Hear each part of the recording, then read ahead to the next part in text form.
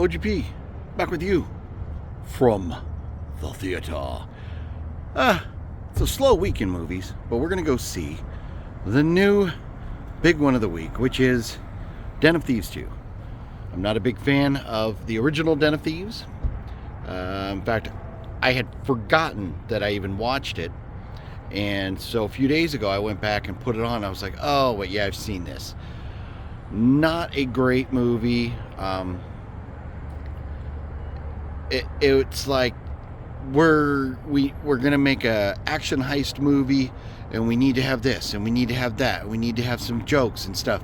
But it didn't work. It was okay, but there's nothing else to see this week, so we're gonna go see the sequel at AMC 10 Theaters here in Temecula, California, by wine country and Uncle Hank's barbecue place.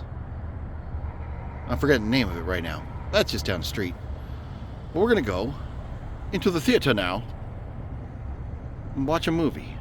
And hopefully it's good. The theater. In we go. Den of Thieves 2. If you're not a member, join Insider for free to earn points toward $5 reward. 2 hours later. We are out of the theater now, and I am exhausted. That movie was flat out exhausting. We'll tell you more about it once we get in the car. Flat out exhausting. The second movie I've seen lately that was pretty exhausting, Craven, was just long, and everybody walked out like wiped out, like yawning and everything. I didn't see anybody yawning as they walked out today, but nobody was talking. You walk out of a good movie, people are talking and laughing, having a good time. This was like everybody walking out of a funeral or something. It was just way too long. There was not nearly enough story, but I feel like they thought there was. Right off the bat, I knew I was in trouble at the very beginning of this movie because we're setting up this initial heist. And it's, it might be a little loose spoilers here, but nothing too heavy. There's like a heist that they do, and then there's another heist they do, the big main heist. The first heist at the beginning of the movie, it starts out with this woman walking. You see an airplane landing, then you see a woman walking in a hotel, and then she's doing her like covert thing, has her little reader that reads a code of a door so she can enter a room. All this spy stuff. And then she gets in the room and you're thinking, oh, she's going to set up a gun or something. No, she breaks out this case. You're like, oh, this is spy shit. And it's like a little like not binoculars, but like a little scope thing for her to like look far away and apparently just watch what's going on. But I don't even know how she could see what was really going on. It was like they go, oh, we need to set up something cool at the beginning of the movie so people don't know what she's doing or what she's up to. But she goes and she watches through the window whatever's going on, whatever she can see. And then these other people do the heist. And then she packs up her little scope thing really quickly and gets the hell out of that room.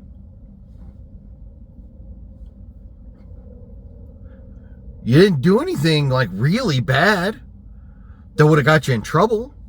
You didn't shoot nobody out the room. You didn't kill nobody in the room. You just kind of went into a hotel room. For why? For like what reason? They're like, we just need her to look out the window. Like, that's what we were supposed to do. And then as the movie went on, it was like, oh, wait, we need a car chase. So we better set up a car chase, which was a bad car chase. We need a fight. So we'll have a fight, which is a stupid fight. And we need somebody to double cross. So there's going to be a double crosser. We need like helicopters. We need European locations. Like, we need all these things for a great heist movie. And so obviously they had one hell of a budget. But this is written and directed by the same guy, whatever his name is. Who gave this person this much money to make this movie? And then they ended it like totally setting up for another one. Who the fuck is going to watch a third one of these? 2 hours and like 15 minutes or 16 minutes, something is the runtime on this one. The first one was 225. And that's why after realizing that I had seen it before, I turned it off because I was like, I don't need 2 hours of this.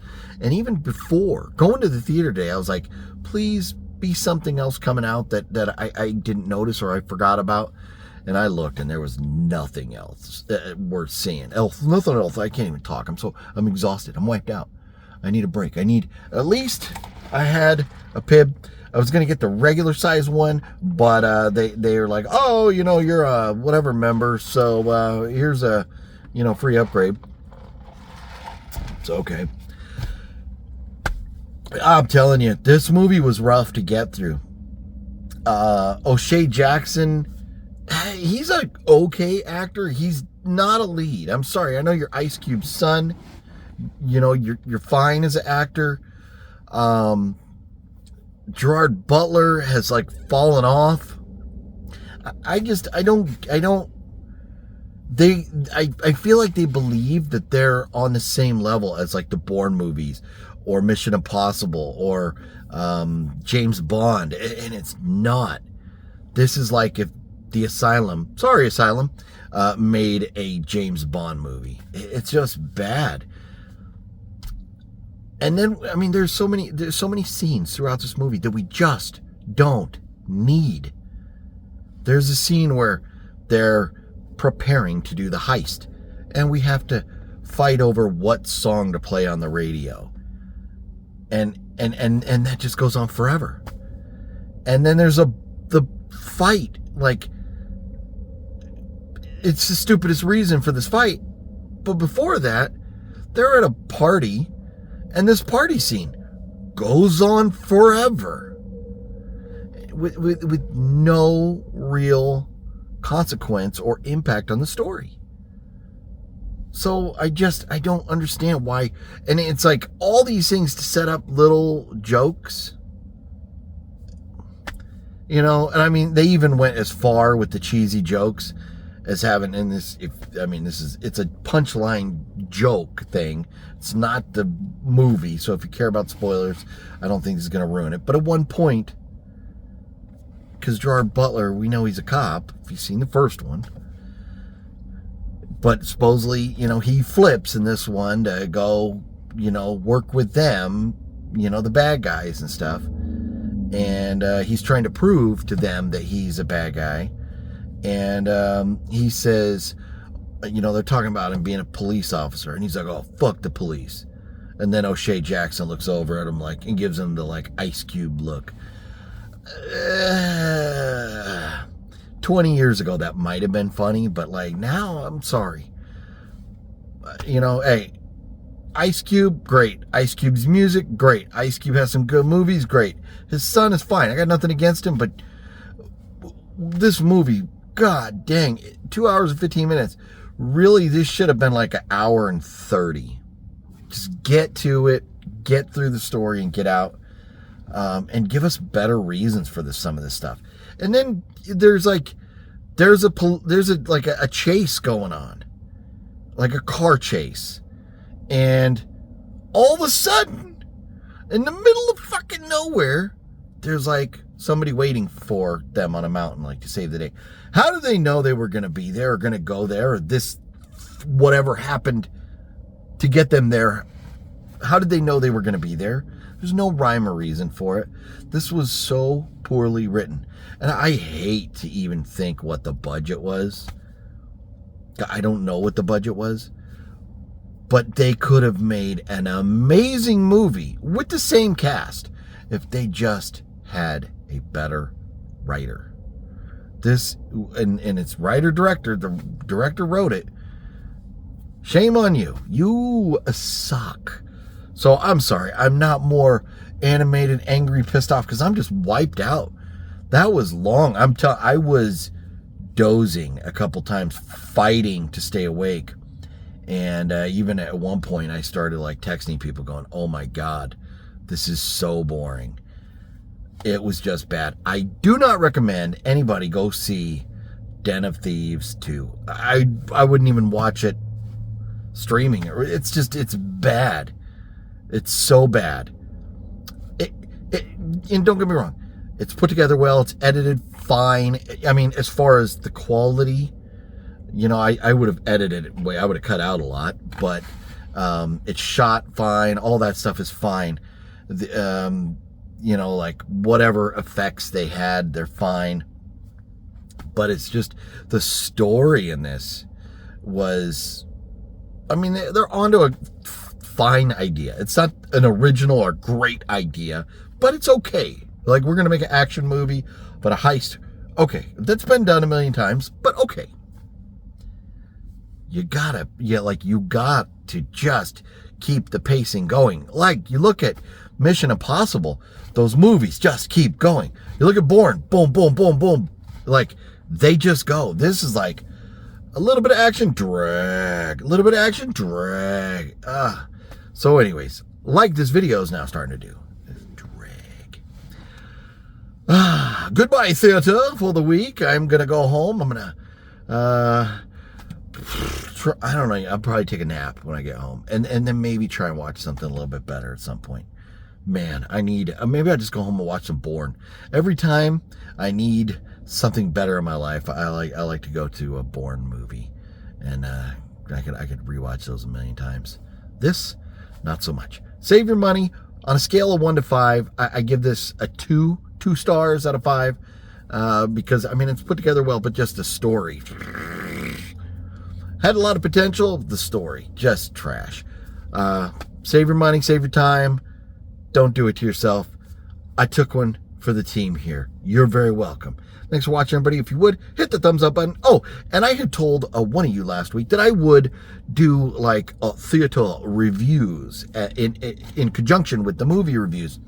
This is a theater I've been to many, many times now because it's the closest AMC theater to where I live. And so there's nothing really special about this theater. I'll try to show it a little more in detail one day, but it was pretty packed today. There was a lot going on. I was last minute getting into the theater, and so I didn't really have time to look around. But it's a smaller theater, only 10 screens. They do have recliners. Some of them are kind of beat up.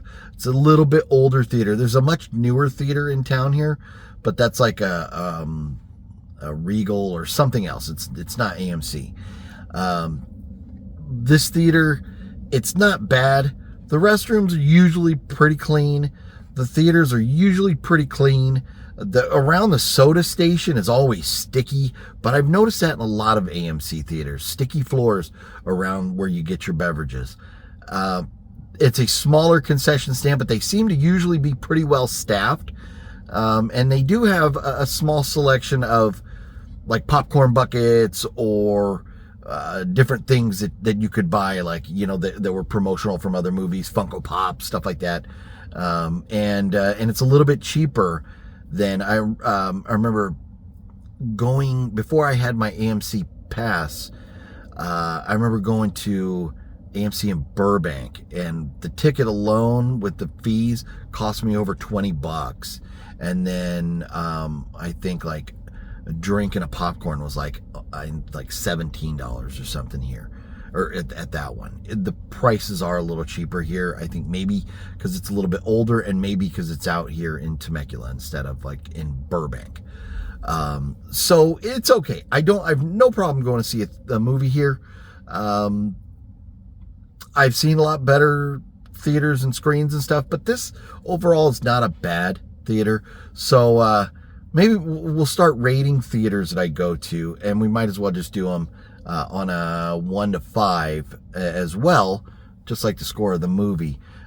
This theater here, it's right in the middle. But I mean, I've always had a decent experience. The sound and everything has always been fine. I'll give it a 3. I give this theater a 3 out of 5. Some of the better theaters, like over in Burbank. That's a pretty nice theater. You know, that one maybe get like a 4.5. But this is all right. It's serviceable. It does the job. So, anyways, with that being said, I'm going to wrap this video up right here. Thank you very much for watching, everybody. Again, and like I said previously, if you would go to the thumbs up button right there. And I will see you on Monday for Horror Movie Monday. This coming up Monday, we're going to be talking all things Days of the Dead. Looking forward to Days of the Dead convention in Vegas, baby. Next week, I'll be in Vegas. Next week, the movie review I'll be putting out for you next Friday. I should be joined by Mr. Matt to, well, I mean, things, we'll have to wait and see. But should be joined by Mr. Matt, possibly Cinestalker. So wait and hear from him. But should be joined by at least Matt for next week's review of Wolfman. So join me for that. But first, Monday, horror movie, movie Monday and stuff. And look. I'm